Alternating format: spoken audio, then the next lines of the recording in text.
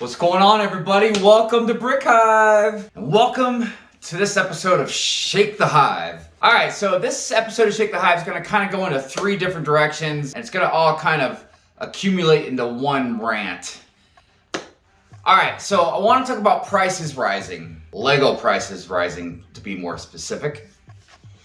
So as of January 1st, it was reported at first to me through friends of mine over in the UK that the Pick-a-Brick wall prices had gone up 25%. That's right, not 1%, 2%, 3%, 5%, maybe 7%, 15%. Geez, that's quite a hike. No, 25%. What? So, hearing that, of course, I get a little worried because, all kinds of reasons. One, I like to go to the Pick-a-Brick wall to get stuff for my Lego forest, or if I'm making a mock or modifying something, or whatever the case may be, we all like the Pick-a-Brick wall for getting extra pieces. To be even more broad, I feel like if that happens all across the world, especially over here in the States, a lot of Bricklink stores get their pieces from the Pick-a-Brick wall. So I just feel like that could definitely raise the prices for other things, like a domino effect. But it's just kind of a weird thing, because why would they raise the prices for the Pick-a-Brick wall that much, that fast? I mean, even if you wanted to use the argument of inflation doesn't rise that fast, that much. Would there be a reason maybe they would want us to, they would want to detour us from using the Pick-a-Brick wall? Maybe it's not optimal for them to have or something. But clearly they must make a lot of money off the Pick-a-Brick wall. I was talking about on the Hive stream the other night, I bought 2 Pick-a-Brick cups. I mean, with tax and everything, I paid just over, $30 for them? $30. And I mean, the cups are big, but it's not, I would bet if you broke down how much the cup costs, which is pennies on the dollar for the amount that they make, and then the actual bricks, which aren't printed, they're not special molds, they're just regular old bricks and plates.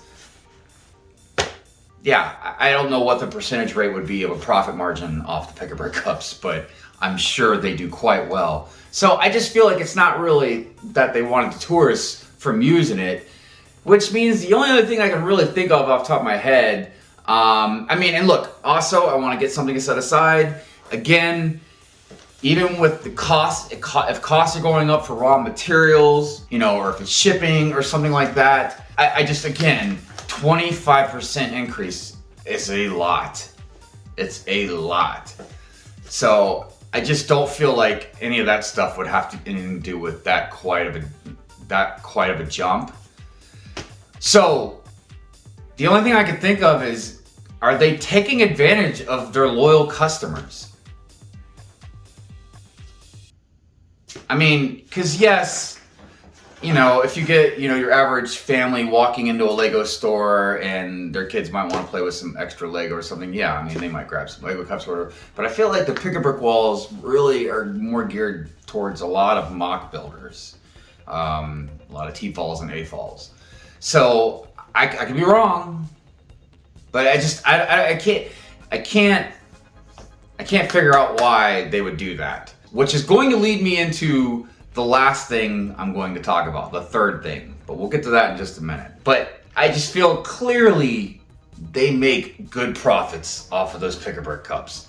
Now, the, I forget what it's called, but the Pick-a-Brick online, the shopping at home, I could see how that wouldn't probably be cost efficient for them because, shipping and everything else that involves.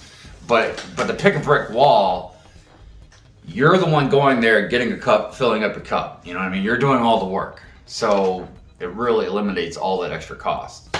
Moving on to part 2. So over in Germany, they are having a price hike on a lot of their sets. When I say some of their sets, I'm talking about some of their already existing sets.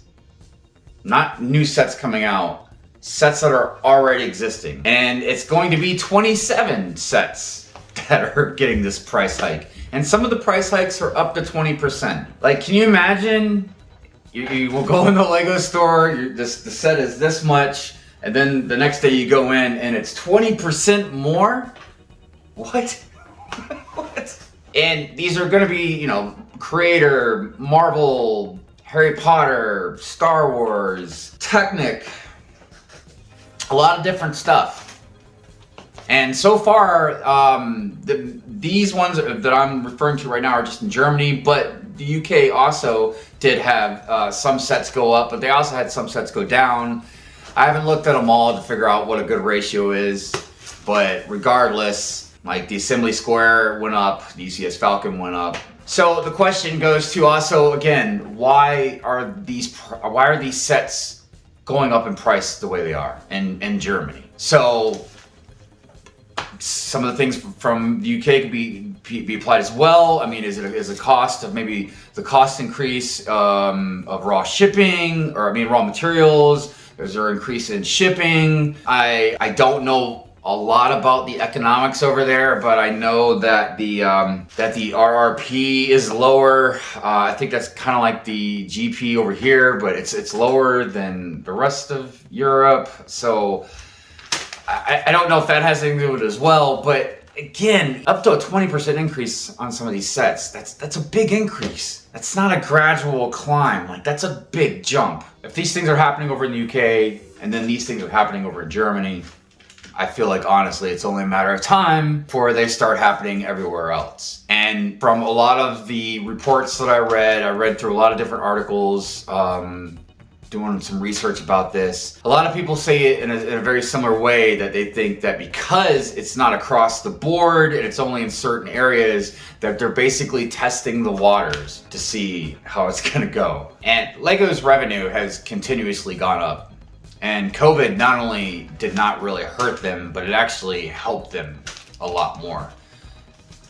There's been a Lego boom going on over the last couple years, and it's gotten big. And there's no doubt Lego is making a lot of money. All right, so those two things combined is getting ready to lead me into the third part of this. But before we get into that, there's the big question: is why? Why is these price increases happening the way they are? I've thrown out a few different suggestions, that it may be possibilities, that it could be increases in raw materials and shipping. It could be because of different economic situations involving in different areas that it is happening. Maybe it's a tax thing. Maybe it has to do with other types of shipping or trade policies going on in that area. It's hard to say. And it could be very well that they're just taking advantage of their loyal customers. They're trying to push the envelope as far as they can. We all know the Lego brand, and I know it as well. And don't get me wrong, I say it a billion times. As far as building blocks go, they've got the market cornered. There's no doubt about it. No one is better than them. Their mathematical equations for clutch power is just not matched yet. But they are still plastic building blocks. So the third part about this, leading off to the question of why, is communication.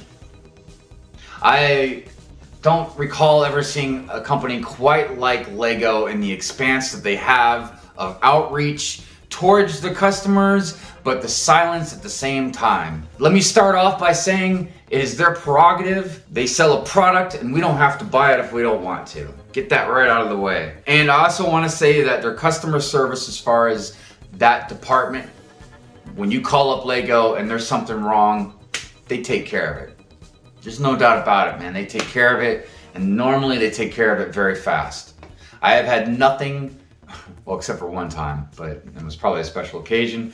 But I've had nothing but beautiful, pleasant experiences with Lego customer service.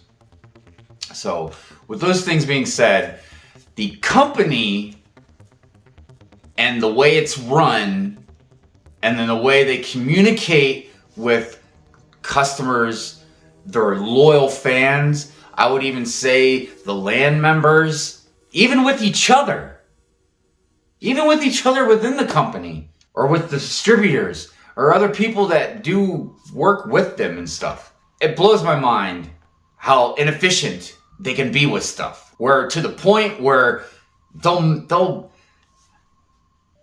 I mean, if I own Lego there are so many times I would have like pulled my hair out. Like, what are you doing? Like, you know how much money that cost us? You let something get all the way through a production line.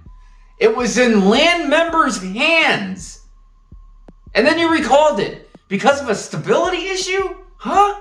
Or a military vehicle that, you know, you're just going to be used as not even as a fighting vehicle per se, but just the affiliation it had with a military, a privately owned company that contracts military, you know, weapons, vehicles.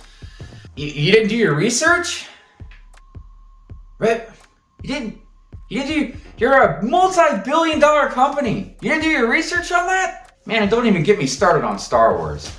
The point is, they are horrible at communication. And I don't know why.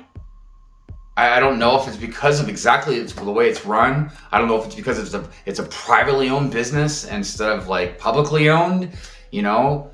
So these people are just making really wrong decisions or something. Because there's a lot of stuff they do, and a lot of us, like, you know, we're upset, you know, or whatever. We thought we were gonna get something or something happens. Like, but I feel like a lot of us, tons of us, most of the time would be understanding if Lego said, look, there was nothing we could do. We tried, this happened, but this is gonna be delayed, or look, we made a mistake. We didn't realize this. You know, some people are still gonna chuckle at them or whatever, or say they're dumb or whatever, and I might still make a rant video. But you know what? At least they were honest and upfront with us about it, and we can respect them for that. A lot of people are just like me, where I don't just buy a Lego set here and there and, you know, oh yeah, you know, like, no, man, it's like my life. Like, this is my life. And again, Lego doesn't have to do anything. They can do whatever they want. But you know, it means so much more to me as an AFOL, as someone that loves their product, that spends thousands and thousands of dollars on it, makes videos about it, gloats about it, talks about it all the time, shares it with people. You know, it'd be cool, man, if you know, Lego would tell us, hey, sorry, you know, we didn't realize this, or whatever it is. But just talk to us. You know, they talk about community, family, and all this and that, man. You know what? But they keep us in the dark about stuff. Or they'll change their positions on things. Or they'll be hypocrites about things that they say. Or whatever. The list goes on. Believe me, watch my other Shake the Hives videos. You'll see. Whew. All right, well, look. I don't hate Lego. I really, really don't. And there's a lot of people that are on my side about this, that even go further than me about it. And then there's a lot of people that don't agree with me and then probably don't like me for the things that I say. But I'm sorry. The one thing I'm always gonna be is honest about it, and that's how I feel. I love I love the product. I do love the company. I just hate the way they run it. All right, well, you know what? I hope all of you are doing well and staying safe. I hope all of you are having a great day or night, no matter where you are. I appreciate every single thing you all do for me. You have no idea how much it means to me. Whatever it is that you do out there, whether you're a subscriber, you're a member, you donate, you just like a video, you just give me some watch time, comment something, just being a friend, whatever it may be. I love you all for it. Thank you. That being said, if you like my channel, if you like my content, if you thought this Shake the Hive video wasn't too bad, why don't you go ahead and communicate with that like button for me. And subscribe. Join the Hive. Peace out, everybody.